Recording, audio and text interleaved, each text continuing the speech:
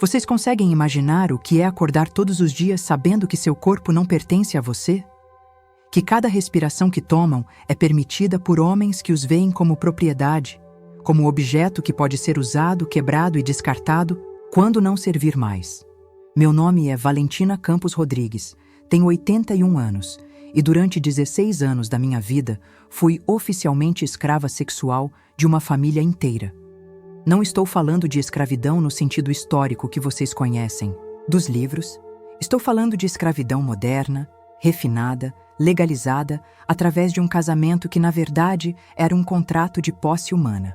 Hoje, vou contar como uma menina de 18 anos foi transformada em propriedade reprodutiva de 4 homens e como essa mesma mulher planejou e executou a destruição completa de seus senhores. Tudo começou em 1963, quando eu ainda era uma jovem, cheia de sonhos, morando numa cidadezinha do interior do Rio Grande do Sul, chamada São Cepé. Minha família era pobre. Meu pai trabalhava como peão em fazendas alheias, e nossa única riqueza era minha beleza, que todos na região comentavam como sendo rara e especial. Eu tinha cabelos castanhos que brilhavam como seda ao sol, olhos, cor de mel que faziam os homens pararem nas ruas para me observar e um corpo que despertava cobiça por onde eu passasse. Era essa beleza maldita que selaria meu destino e me transformaria na vítima de um esquema diabólico que destruiria minha juventude e quase minha sanidade. A família Oliveira era dona de metade das terras da região, controlava o comércio local, tinha influência política que se estendia até a capital do estado. Eram pessoas temidas e respeitadas, daquelas que decidiam quem prosperava e quem passava fome na cidade. O patriarca, Joaquim Oliveira, tinha 4 filhos homens, Severino, Armando, Gaspar e Inácio. Todos solteiros, todos com mais de 30 anos, todos com reputação de homens violentos que tratavam mulheres como objetos descartáveis. Era uma família que vivia numa fazenda isolada, longe dos olhos da sociedade, onde podiam fazer o que quisessem sem prestação de contas a ninguém. Meu pai, desesperado por dívidas que se acumulavam como tempestade no horizonte, fez o acordo mais covarde da história da humanidade. Me vendeu para a família Oliveira como noiva coletiva, em troca do perdão de todas as suas dívidas e uma quantia em dinheiro que garantiria o sustento da família por anos. Descobri sobre esse acordo numa manhã fria de julho, quando meu pai me chamou para conversar e explicou, com lágrimas nos olhos, mas determinação de covarde, que eu seria casada oficialmente com Severino, o filho mais velho, mas que, na verdade, pertenceria aos 4 irmãos em sistema de rodízio. É tradição da família Oliveira, explicou meu pai, tentando justificar o injustificável. Eles preservam a linhagem, mantendo as mulheres dentro do clã familiar. Você vai ter proteção, casa boa, nunca vai passar necessidade. É melhor que qualquer destino que poderia ter aqui na pobreza. Cada palavra dele era como tapa na cara. Cada justificativa era insulto à minha dignidade de ser humano. Eu não era gado sendo vendido no mercado. Era uma pessoa com sonhos, medos, direitos. Mas naquele mundo dominado por homens, minha opinião não importava, meus sentimentos eram irrelevantes, minha vontade era inexistente. O casamento foi arranjado para acontecer em 2 meses, tempo suficiente para eu entender completamente a dimensão do pesadelo que me esperava. Durante esse período, Severino veio me visitar algumas vezes, sempre acompanhado de pelo menos um dos irmãos, como se já estivessem estabelecendo o território que dividiriam entre si. Ele era um homem alto, corpulento, com mãos enormes e calejadas que pareciam garras de predador. Quando falava comigo, sempre me olhava como comerciante avaliando mercadoria, examinando meus dentes, meus cabelos, meu corpo, como se estivesse calculando quantos filhos eu seria capaz de gerar. Você vai ser bem tratada na nossa família, dizia Severino com aquela voz grave que me dava arrepios, desde que saiba qual é seu lugar e nunca tente sair dele. Era a ameaça disfarçada de promessa, aviso do que me esperava caso eu tentasse resistir ao destino que haviam traçado para mim. Durante essas visitas, percebi que os irmãos me observavam, com fome nos olhos, como lobos planejando como dividir uma presa. Já estava sendo mentalmente repartida entre eles antes mesmo do casamento oficial. A cerimônia foi realizada na igreja da cidade, com toda a pompa que a influência dos Oliveira podia comprar.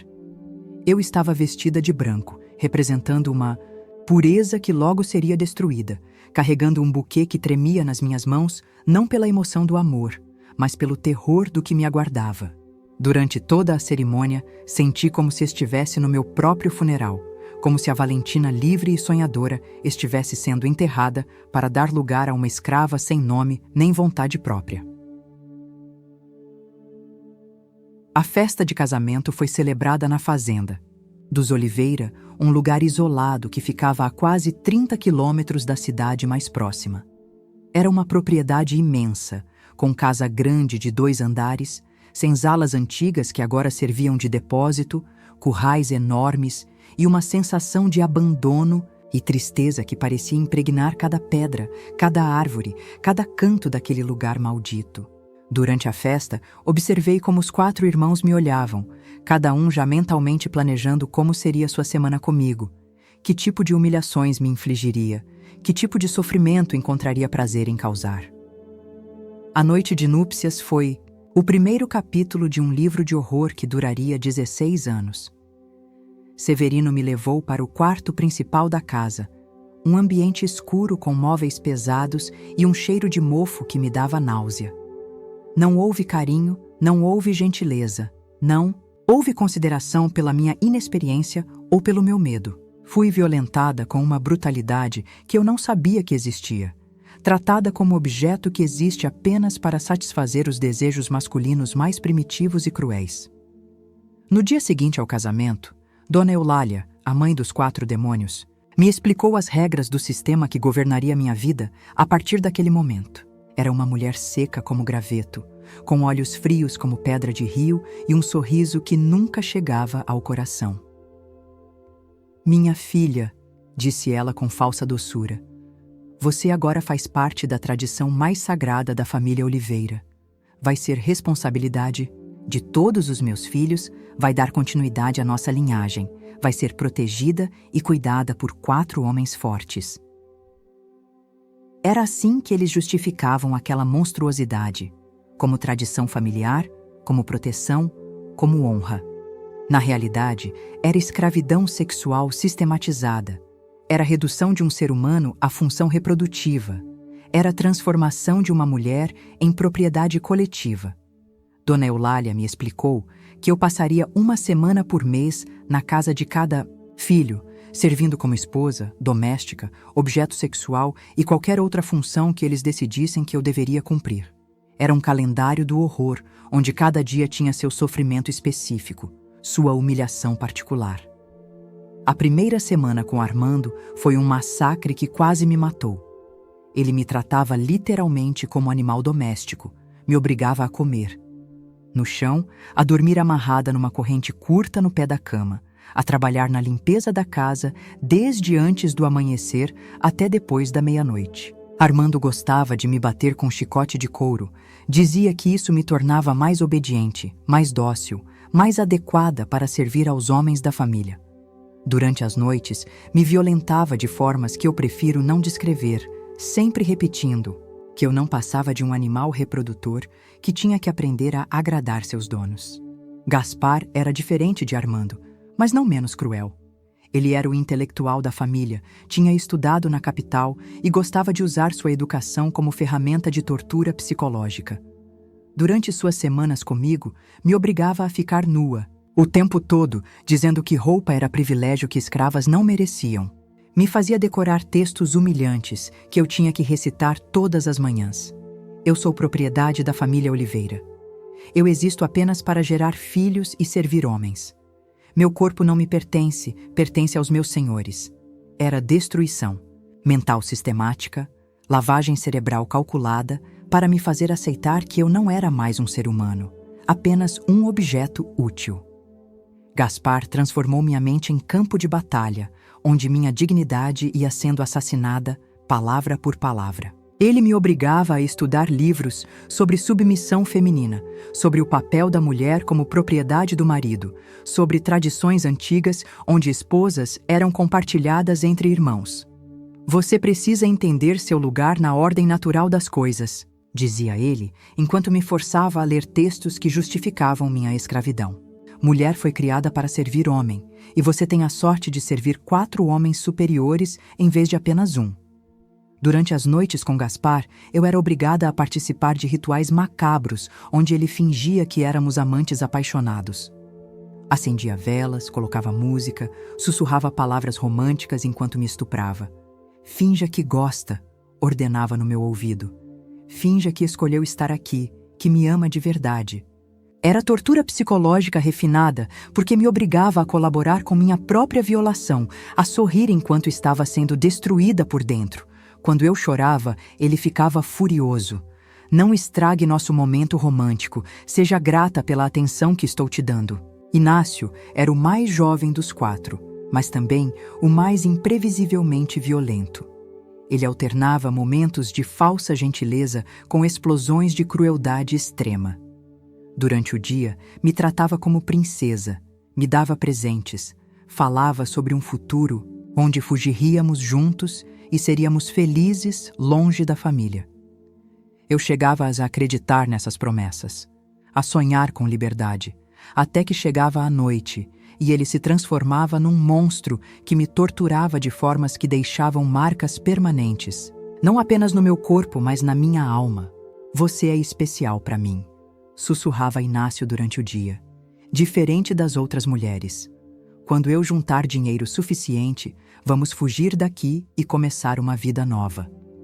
Mas à noite, o mesmo homem que prometia salvação me acorrentava na cama e me violentava por horas, gritando que eu era uma prostituta que não merecia respeito. Era montanha-russa emocional calculada para me manter sempre esperando uma redenção que nunca chegaria, sempre acreditando que talvez desta vez ele cumprisse suas promessas. Severino, meu marido oficial, era o mais terrível de todos, porque misturava todas as formas de crueldade dos irmãos numa personalidade única e devastadora. Ele era bruto como Armando, manipulador como Gaspar, imprevisível como Inácio, mas com um nível de sadismo que superava todos os outros. Severino gostava de me humilhar publicamente, me obrigava a andar de 4 pela casa quando tinha visitas, me fazia servir comida na boca dos convidados usando apenas as mãos, como se eu fosse animal doméstico treinado para entreter as pessoas.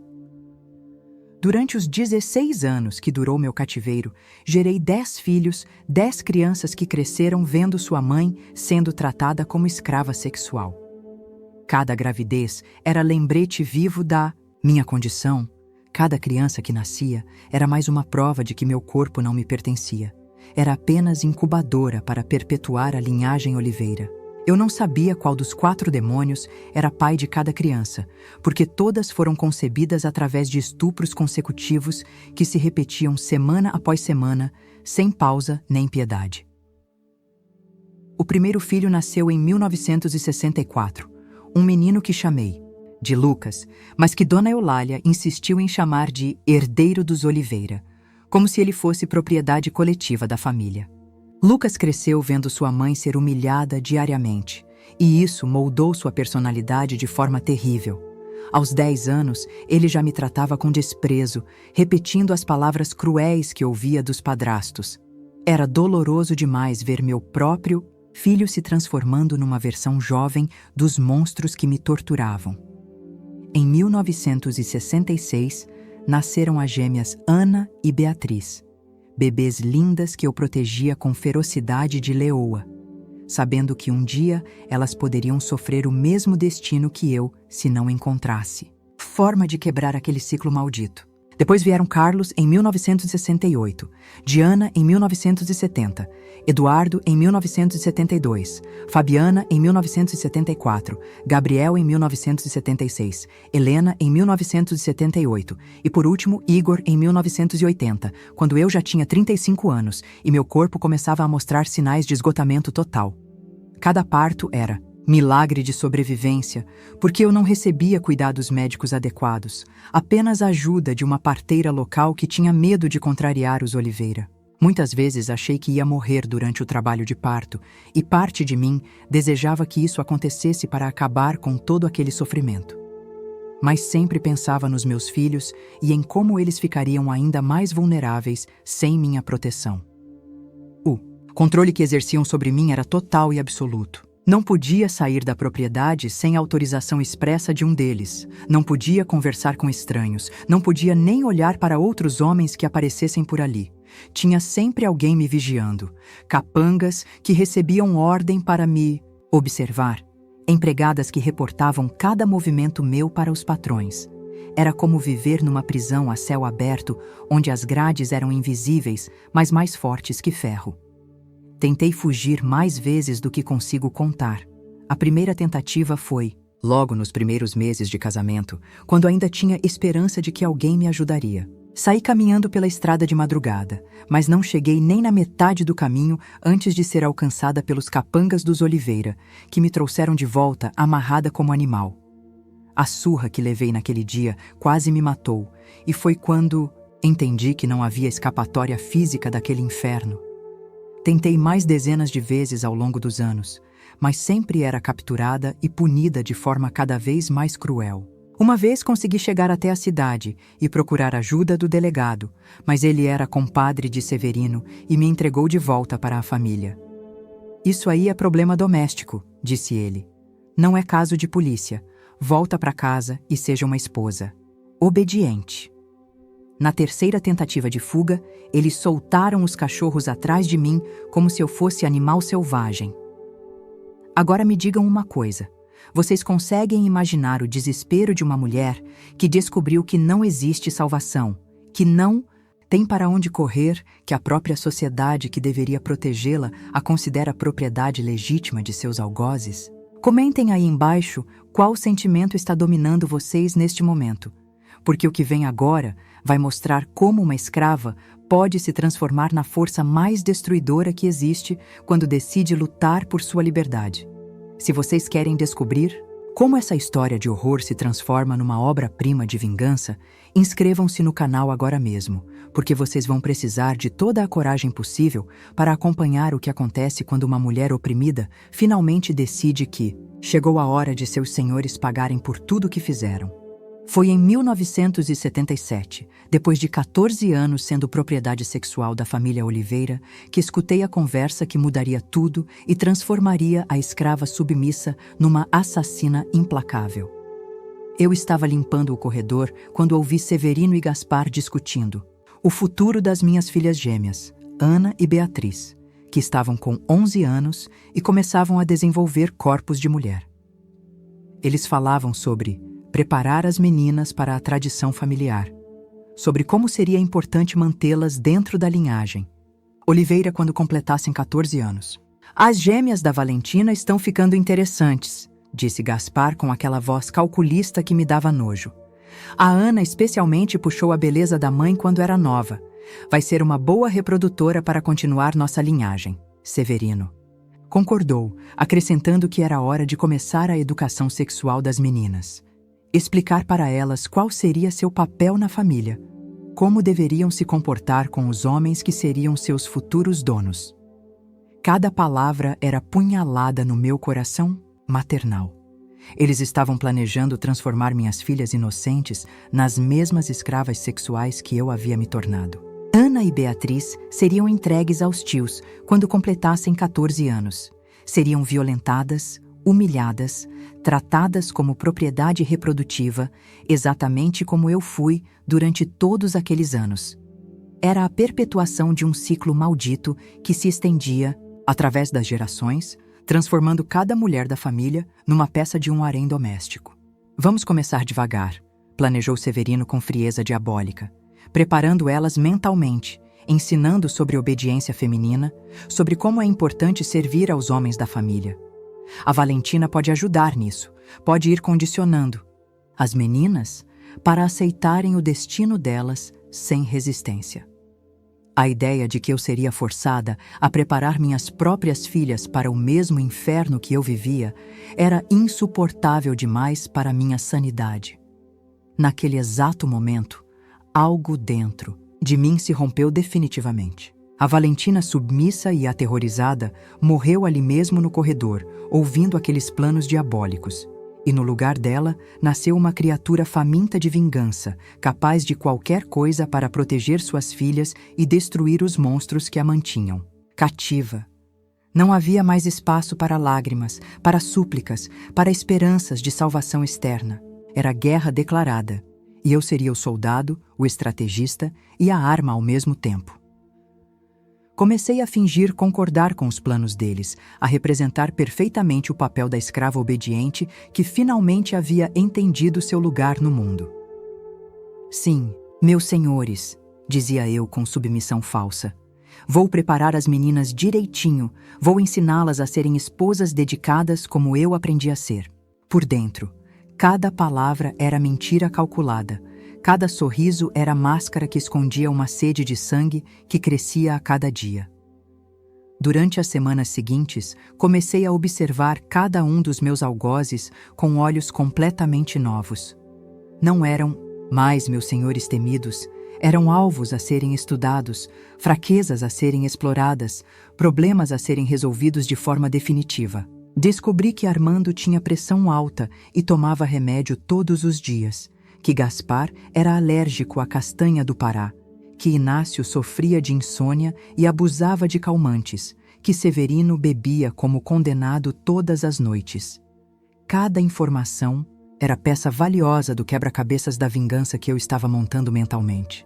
Comecei a elaborar um plano meticuloso que levaria anos para ser executado, mas que me daria não apenas liberdade, como também a garantia de que minhas filhas jamais passariam pelo mesmo inferno que eu passei. Era questão de sobrevivência, não apenas minha, mas de todas as futuras gerações de mulheres que poderiam nascer naquela família maldita. O primeiro passo foi conseguir acesso a substâncias que pudessem ser letais, se usadas de forma correta. Durante minhas raras idas à cidade para comprar mantimentos, sempre acompanhada por um capanga, comecei a conversar discretamente com Dona Rosa, uma velha benzedeira que conhecia segredos sobre plantas medicinais e venenosas. Fingi interesse em ervas para curar problemas femininos, mas na verdade estava aprendendo sobre substâncias que poderiam matar sem deixar rastros óbvios. Tem plantas que Deus fez para curar, sussurrou Dona Rosa durante uma dessas conversas. Mas também tem as que podem fazer muito mal se usadas errado. Semente de mamona, folha de comigo ninguém pode, casca de angico, tudo pode ser remédio ou veneno, dependendo da dose e da intenção de quem usa. Era uma verdadeira enciclopédia de assassinato disfarçada de conversa sobre medicina popular. Comecei a coletar essas plantas durante as madrugadas, quando todos dormiam e eu tinha alguns momentos de liberdade relativa. Secava as folhas ao sol, moía as sementes até virarem pó fino. Preparava extratos concentrados que guardava escondidos em frascos enterrados no quintal, embaixo de uma roseira que eu mesma havia plantado anos antes. Era irônico que algo tão bonito quanto rosas estivesse protegendo as armas que eu usaria para conquistar minha liberdade. Testei os venenos primeiro em ratos que infestavam os depósitos da fazenda, observando quais sintomas cada substância causava, quanto tempo demorava para fazer efeito, que dosagem seria necessária para matar um homem adulto. Cada teste era uma aula de assassinato que eu ministrava para mim mesma. Cada morte de roedor era ensaio para as execuções humanas que eu planejava. A primeira oportunidade de agir chegou numa noite de tempestade em outubro de 1978. Armando havia bebido mais que o normal e estava particularmente violento comigo. Depois de me espancar por mais de 1 hora com cinto de couro, ele me arrastou para o quarto para mais uma sessão de violência sexual. Era a última vez que ele colocaria as mãos em mim, a última noite que dormiria ao lado da mulher que havia transformado numa assassina. Armando tinha o hábito de tomar chá de erva cidreira antes de dormir para ajudar a digestão depois dos excessos com álcool.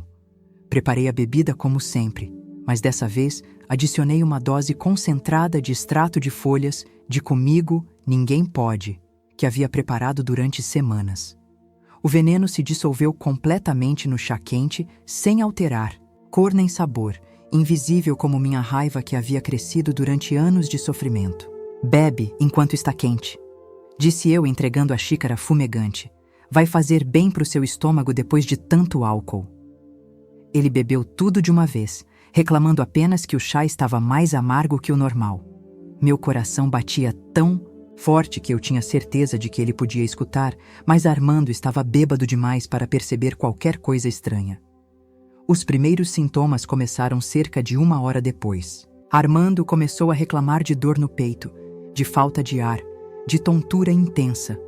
Fingi preocupação, ofereci água, sugeri chamar médico, mas por dentro estava celebrando cada gemido de dor que saía da boca daquele demônio. Em 3 horas, estava tudo acabado. Armando morreu com os olhos arregalados de terror, como se finalmente tivesse compreendido que a justiça havia chegado para cobrar suas dívidas.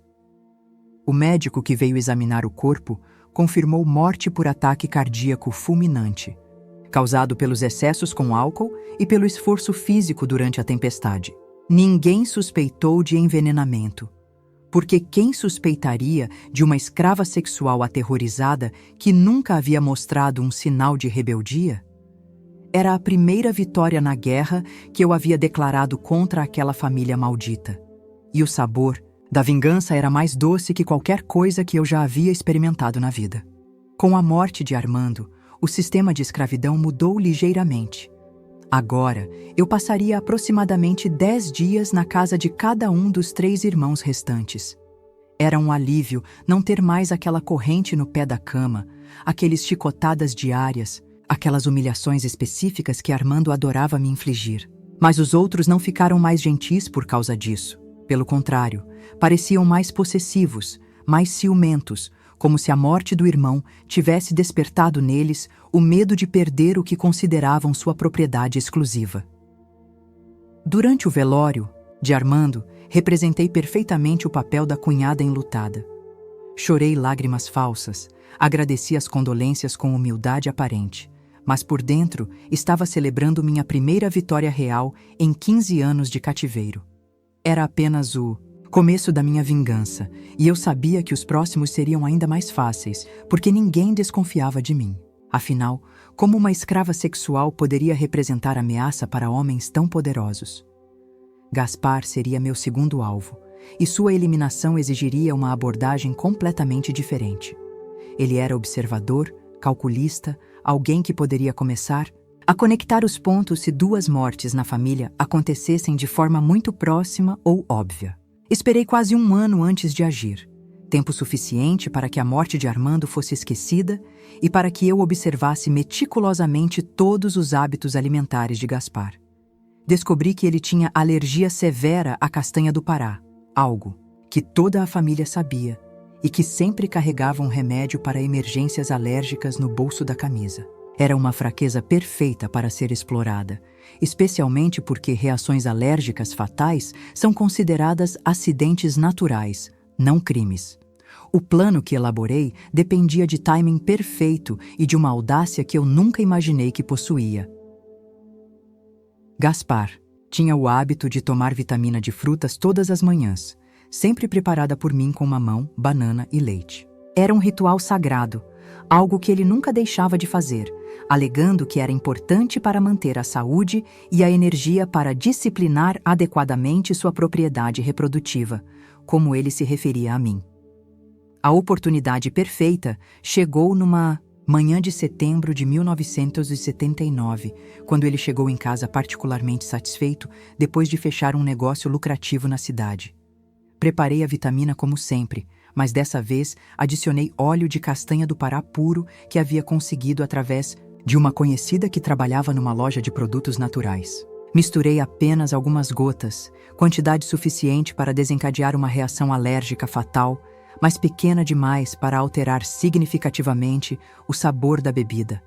O mais diabólico do meu plano era que, mesmo que ele percebesse alguma Coisa estranha, já seria tarde demais para tomar o antialérgico.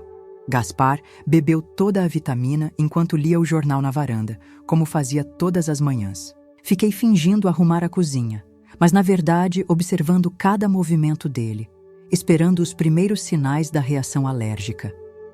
Começou com uma coceira leve no pescoço, depois inchaço na garganta, dificuldade para respirar. Em 15 minutos, ele estava em choque anafilático completo, se debatendo na cadeira como peixe fora d'água. "Socorro!" gritei correndo pela casa. "O senhor Gaspar passou mal. Acho que foi alergia." Quando os empregados chegaram à varanda, Gaspar já estava inconsciente, com o rosto inchado e roxo, língua para fora, olhos revirados. Fingi desespero total. Chorei, implorei para alguém chamar médico, mas claro que era tarde demais. Quando os socorros chegaram, ele já estava morto há mais de 1 hora. O médico confirmou morte por choque anafilático severo, provavelmente causado por contaminação acidental com castanha do Pará em alguma comida que ele havia consumido. Investigaram tudo que ele havia comido nas últimas 24 horas, mas a vitamina de frutas nunca foi considerada suspeita, porque todo mundo sabia que eu a preparava da mesma forma há anos. Eliminei qualquer evidência, lavando imediatamente o liquidificador e jogando fora as cascas das frutas. O velório de Gaspar foi ainda mais satisfatório que o anterior, porque ele havia sido o responsável por minha tortura psicológica mais refinada. Ver aquele homem que me obrigava a recitar frases humilhantes, finalmente silenciado para sempre, me dava uma sensação de justiça cósmica sendo restaurada. Representei novamente o papel da cunhada devastada, mas por dentro comemorava mais uma vitória na minha guerra pessoal contra aquela família maldita. Agora restavam apenas Severino e Inácio, meu marido oficial e o irmão mais jovem. Com 2 mortes em menos de 1 ano, eles estavam começando a ficar paranoicos, mas ainda não desconfiavam de mim. Como poderiam? Eu era apenas uma escrava sexual quebrada, que nunca havia mostrado um único sinal de inteligência ou coragem, suficiente para representar qualquer ameaça real. Para eles, eu era invisível, um objeto que se movia e obedecia, mas que não tinha capacidade mental para arquitetar algo complexo. Inácio seria meu terceiro alvo, e sua eliminação precisava ser ainda mais cuidadosa porque ele era o mais jovem e fisicamente mais forte dos irmãos. Além disso, ele sempre havia fingido momentos de gentileza comigo, o que poderia fazer algumas pessoas suspeitarem se ele morresse de forma muito óbvia. Observei que ele sofria de insônia crônica e abusava de calmantes todas as noites para conseguir adormecer. Era uma dependência que ele tentava esconder dos irmãos, mas que eu havia descoberto durante os anos que passei sendo sua escrava sexual. Inácio tomava doses cada vez maiores de barbitúricos, e seu organismo já estava debilitado pelo abuso constante dessas substâncias. Era a oportunidade perfeita para uma overdose que parecesse acidental, resultado de um vício que finalmente havia saído de controle. O plano para Inácio envolveu substituir gradualmente seus calmantes por uma mistura letal que eu preparei usando sementes de mamona moídas e misturadas com pó dos próprios comprimidos originais. O veneno da mamona age lentamente no organismo, causando sintomas que podem ser facilmente confundidos com overdose de barbitúricos. Levou quase 3 meses para que ele consumisse quantidade suficiente da mistura mortal. Durante esse período, tive que aguentar suas falsas demonstrações de carinho e suas violações noturnas, sabendo que cada comprimido o levava um passo mais perto da morte. "Você é especial para mim, Valentina", sussurrava ele durante os momentos de falsa ternura. "Quando eu conseguir dinheiro suficiente, vamos fugir juntos e começar uma vida nova longe daqui." Cada promessa era tortura adicional, porque eu sabia que eram mentiras calculadas para me manter esperançosa e submissa. Quando Inácio finalmente morreu, em fevereiro de 1980, foi de forma dramática e convincente. Ele estava se preparando para dormir quando começou a ter convulsões violentas, espuma na boca, olhos revirados. Em 1 hora, estava em coma profundo e em 2 dias estava morto.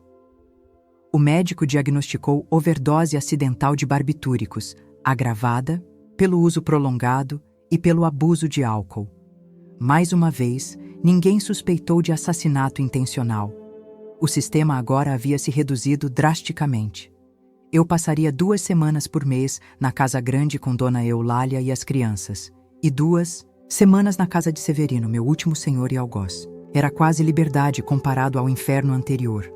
Mas ainda era escravidão, ainda era propriedade humana, ainda era negação completa da minha dignidade como pessoa. Severino seria o último a morrer, e eu queria que sua morte fosse especial, que ele soubesse exatamente quem estava executando a sentença e por quê. Severino, paranoico com a morte de 3 irmãos em menos de 2 anos, havia se tornado ainda mais violento e controlador comigo. Ele me vigiava constantemente, desconfiava de cada movimento que eu fazia, me interrogava sobre conversas que eu pudesse ter tido com estranhos. Era irônico que sua própria paranoia o impedisse de perceber que o verdadeiro perigo dormia ao lado dele todas as noites, preparando pacientemente sua destruição final. "Você não vai sair mais da propriedade", decretou Severino numa manhã de março de 1980. "Aconteceram coisas demais nesta família, e uma propriedade valiosa como você precisa de proteção especial." Ele havia contratado mais capangas, instalado cercas mais altas, transformado a fazenda numa verdadeira fortaleza. Era prisioneira dentro de uma prisão, escrava vigiada por guardas armados, mas também estava mais próxima do meu objetivo final do que jamais estivera. Durante os meses seguintes, estudei meticulosamente todos os hábitos de Severino, procurando a oportunidade perfeita para eliminá-lo de forma que parecesse natural e inevitável. Ele bebia cachaça como condenado todas as noites, tomava remédio para a pressão alta pela manhã, tinha problemas crônicos no estômago causados pelos excessos alimentares e alcoólicos. Era um homem destruído por dentro, corroído pelos próprios vícios, vulnerável de maneiras que ele nem imaginava. A oportunidade que eu procurava chegou numa noite abafada de dezembro de 1980, véspera do aniversário de 17 anos do nosso casamento maldito. Severino havia bebido mais que o normal durante o jantar, celebrando não sei que negócio lucrativo, e estava particularmente sádico comigo. Depois de me espancar por quase 2 horas com chicote de couro, me arrastou para o quarto para o que seria nossa última sessão de violência conjugal. 17 anos de casamento, murmurou ele enquanto me violentava. 17 anos de boa reprodução. Você ainda serve para mais alguns filhos antes de ficar velha demais. Cada palavra era insulto à minha humanidade, cada movimento era confirmação de que eu nunca seria vista como pessoa, apenas como máquina reprodutora. Era a última vez que ele colocaria as mãos em mim, a última noite que humilharia a mulher que havia se tornado sua executora. Severino tinha o hábito de tomar um último copo de cachaça antes de dormir, sempre da mesma garrafa especial que guardava no criado mudo ao lado da cama. Era ritual sagrado, algo que ele nunca deixava de fazer, alegando que a bebida o ajudava a relaxar depois dos esforços de disciplinar adequadamente sua propriedade. Naquela madrugada, quando ele finalmente adormeceu pesado pelo álcool e pelo cansaço de me torturar, eu me levantei silenciosamente e fui preparar o que seria sua última bebida. Durante semanas, eu havia preparado uma mistura especial usando extrato concentrado de sementes de tingui, uma planta altamente tóxica que crescia naturalmente nos fundos da propriedade. O veneno do tingui contém saponinas em concentrações letais, causando morte por parada cardiorrespiratória, mas seus efeitos podem demorar algumas horas para se manifestar completamente. Era perfeito para meus propósitos, porque imitava perfeitamente os sintomas de infarto em pessoas com problemas cardíacos pré-existentes. Misturei todo o extrato venenoso na cachaça da garrafa especial dele, balançando bem para distribuir uniformemente. O veneno se dissolveu completamente no álcool, sem alterar cor nem cheiro, invisível como minha sede de vingança que havia crescido durante 17 anos de sofrimento. Arrumei tudo exatamente como estava antes e voltei para a cama, fingindo dormir enquanto esperava que ele acordasse para beber sua dose final. Severino acordou por volta das 5 da manhã, como sempre fazia, e imediatamente procurou sua garrafa de cachaça para espantar a ressaca do dia anterior. Bebeu um copo generoso da bebida envenenada, resmungou alguma coisa sobre ter que resolver problemas com o gado e saiu para cuidar dos afazeres da fazenda. Eu fiquei na cama fingindo dormir, mas na verdade, contando os minutos até que o veneno começasse a fazer efeito. Os primeiros sintomas apareceram cerca de 2 horas depois, quando ele estava vistoriando os currais. Severino começou a reclamar de mal-estar, tontura, dor no peito. Pensou que fosse ressaca prolongada e voltou para casa pedindo água e mais cachaça, sem saber que cada gole adicional estava acelerando sua morte.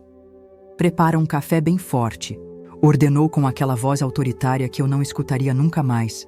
"Essa maldita ressaca não passa." Preparei o café mais forte que consegui, fingi preocupação com seu estado de saúde, sugeri que ele descansasse, mas por dentro estava assistindo à ampulheta da justiça divina. Cada minuto que passava era um momento a menos de vida para aquele demônio que havia destruído minha juventude e quase minha sanidade. Era como assistir a uma sinfonia da vingança sendo executada em tempo real. Cada sintoma uma nota musical que compunha a trilha sonora da minha libertação.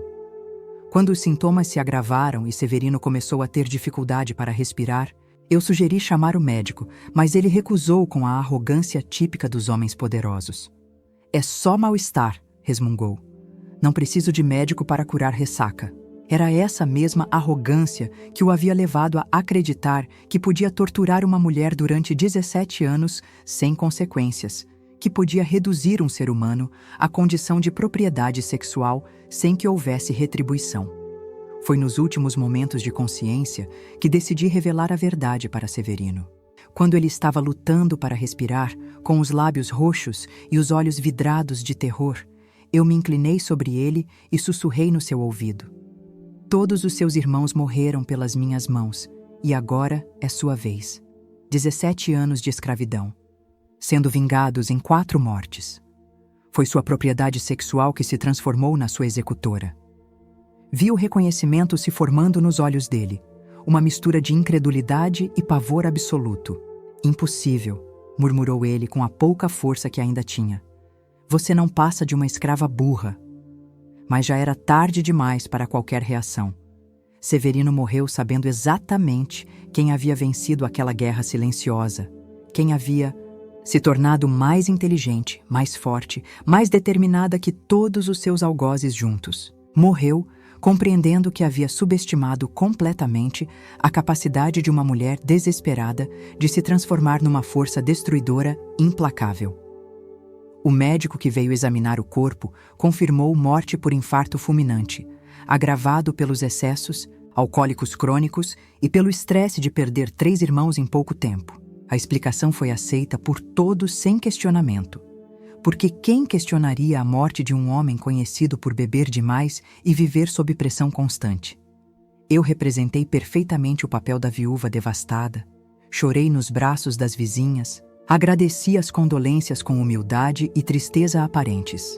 Com a morte de Severino, eu me tornei oficialmente livre pela primeira vez em 17 anos. Não tinha mais senhores, não tinha mais cronograma de escravidão sexual, não tinha mais correntes invisíveis me prendendo àquela vida de horror. Era uma sensação tão intensa e avassaladora que eu mal conseguia acreditar que fosse real. A escrava havia matado todos os seus senhores e conquistado não apenas liberdade, mas também herança de um império rural gigantesco. Dona Eulália, já em idade avançada e sem mais filhos homens para controlarem a família, me transferiu oficialmente a posse de todas as propriedades e bens dos Oliveira. Eram 4 fazendas enormes, milhares de cabeças de gado, plantações que se estendiam até onde a vista alcançava, casas na cidade, contas bancárias recheadas. Era uma fortuna construída sobre o sofrimento de gerações de mulheres e, agora estava nas mãos de uma das vítimas que havia decidido transformar dor em poder. Os primeiros anos de liberdade foram os mais difíceis da minha vida. Não pela saudade da escravidão, mas pela responsabilidade esmagadora de administrar um império sem ter conhecimento prévio de negócios. Eu havia passado 17 anos sendo tratada como propriedade reprodutiva, nunca havia tomado uma decisão importante, nunca havia gerenciado dinheiro, nunca havia comandado funcionários. Mas eu era inteligente, determinada e tinha uma motivação poderosa: garantir que meus filhos tivessem um futuro digno e que nunca mais nenhuma mulher da família fosse reduzida à condição de escrava sexual. Meus 10 filhos reagiram de formas completamente diferentes à nova situação. Lucas, o mais velho com 17 anos, tentou inicialmente assumir o controle da família, repetindo os padrões machistas que havia aprendido com os padrastos. "Agora sou o homem da casa", declarou ele, no dia seguinte ao velório de Severino, "e uma mulher não tem capacidade de administrar negócios tão complexos." Mas eu deixei bem claro que aqueles tempos haviam acabado para sempre, que agora quem comandava era eu, e que ele poderia participar dos negócios apenas se respeitasse minha autoridade absoluta. As gêmeas Ana e Beatriz, que estavam com 15 anos, quando conquistei nossa liberdade, demonstraram alívio imenso quando perceberam que nunca seriam entregues aos homens da família como havia sido planejado. Elas nunca souberam dos planos específicos que seus padrastos tinham para elas, mas intuíam que algo terrível estava sendo preparado. "Mãe, agora podemos escolher nossos próprios maridos?" perguntou Ana numa tarde. E quando respondi que sim, vi lágrimas de gratidão escorrendo pelo rosto dela. Carlos, Diana, Eduardo, Fabiana, Gabriel, Helena e Igor, todos ainda crianças ou adolescentes, se adaptaram rapidamente à nova realidade. Eram pequenos demais para entender completamente o que havia acontecido. Apenas sabiam que agora tinham uma vida melhor, mais liberdade, mais carinho de uma mãe que não estava mais sendo constantemente espancada e humilhada. Era como se uma nuvem escura tivesse se dissipado de nossas vidas, permitindo que finalmente víssemos a luz do sol. Durante os anos 80, me dediquei a consolidar meu controle sobre os negócios e a expandir ainda mais o patrimônio familiar. Contratei administradores competentes, aprendi sobre pecuária e agricultura moderna, investi em novas tecnologias que triplicaram nossa produtividade. A fazenda que havia sido minha prisão se transformou no centro de um império próspero que eu comandava com eficiência e justiça. Era a minha vingança silenciosa contra todos aqueles que haviam acreditado que uma mulher não tinha capacidade para tomar decisões importantes. Estabeleci uma nova ordem na família baseada no respeito mútuo e na igualdade absoluta entre homens e mulheres. Meus filhos cresceram aprendendo que violência doméstica era crime imperdoável, que mulheres tinham os mesmos direitos que homens, que família deveria ser fonte de amor e proteção, não de terror e opressão. Era minha forma de garantir que as futuras gerações nunca repetissem os erros do passado, que o ciclo de escravidão sexual fosse quebrado definitivamente. A cidade inteira me via como exemplo de superação, a viúva corajosa que havia honrado a memória dos maridos e construído um legado próspero para os filhos. Recebia convites para eventos sociais, era consultada sobre questões importantes da comunidade, tinha minha opinião respeitada pelos homens mais influentes da região. Ninguém jamais suspeitou que por trás daquela imagem respeitável existia uma assassina que havia eliminado sistematicamente 4 homens para conquistar sua liberdade. Durante os anos 90, me concentrei em garantir a melhor educação possível para todos os meus filhos. Lucas se formou em administração rural e assumiu parte da gestão das propriedades, aplicando métodos modernos que revolucionaram nossa produtividade. Ana se tornou médica ginecologista, especializando-se no atendimento de mulheres vítimas de violência doméstica. Beatriz escolheu o direito e abriu um escritório dedicado exclusivamente à defesa de mulheres em situações vulneráveis. Carlos seguiu carreira na veterinária e modernizou completamente nossos métodos de criação de gado. Diana se especializou em educação e criou uma escola modelo na propriedade para filhos de funcionários, Eduardo escolheu a engenharia agronômica e revolucionou nossas plantações. Fabiana se tornou psicóloga, trabalhando especificamente com trauma e recuperação de vítimas de abuso. Gabriel seguiu carreira militar e se tornou major respeitado. Helena escolheu a medicina e se especializou em pediatria. Igor se dedicou ao jornalismo investigativo, focando em denúncias de violência contra mulheres. Era extraordinário ver como cada um dos meus filhos, nascidos de uma situação de escravidão sexual extrema, havia escolhido profissões que contribuíam para tornar o mundo um lugar melhor e mais justo para as mulheres. Era como se toda a dor que eu havia sofrido tivesse se transformado em combustível para criar uma geração de pessoas comprometidas com a justiça social e a dignidade humana. Cada formatura, cada conquista profissional deles, era uma vitória contra o sistema que havia tentado nos destruir. Nunca contei para nenhum dos meus filhos a verdade sobre como seus pais biológicos haviam morrido. Eles cresceram acreditando que as mortes foram naturais, consequência de estilos de vida desregrados e problemas de saúde. Era melhor assim, preservar suas memórias de uma versão mais suportável do passado, em vez de carregá-los com o peso de saber que haviam sido concebidos através de estupros sistemáticos e que sua mãe era uma assassina. O segredo era meu, fardo para carregar sozinha, minha cruz particular. Hoje, aos 81 anos, sou uma das mulheres mais respeitadas e influentes de São Cepé. Tenho 28 netos e 12 bisnetos. Uma fortuna que garante prosperidade para várias gerações futuras, um legado de trabalho honesto e responsabilidade social que orgulha toda a região.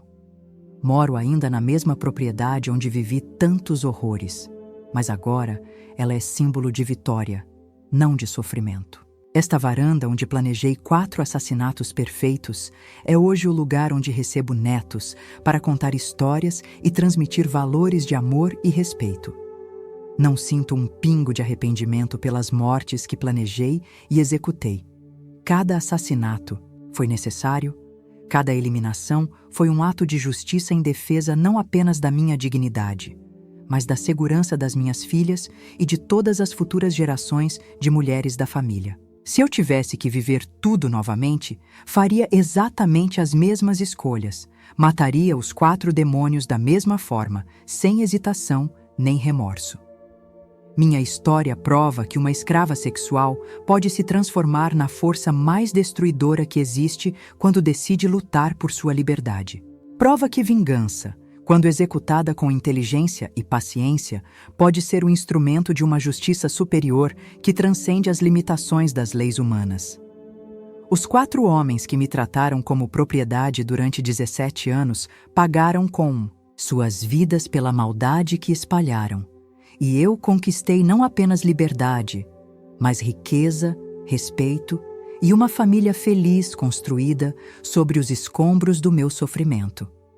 Às vezes, durante as noites silenciosas, quando o vento balança os eucaliptos no pátio, eu penso em todas as mulheres que ainda sofrem nas mãos de homens que as consideram propriedade.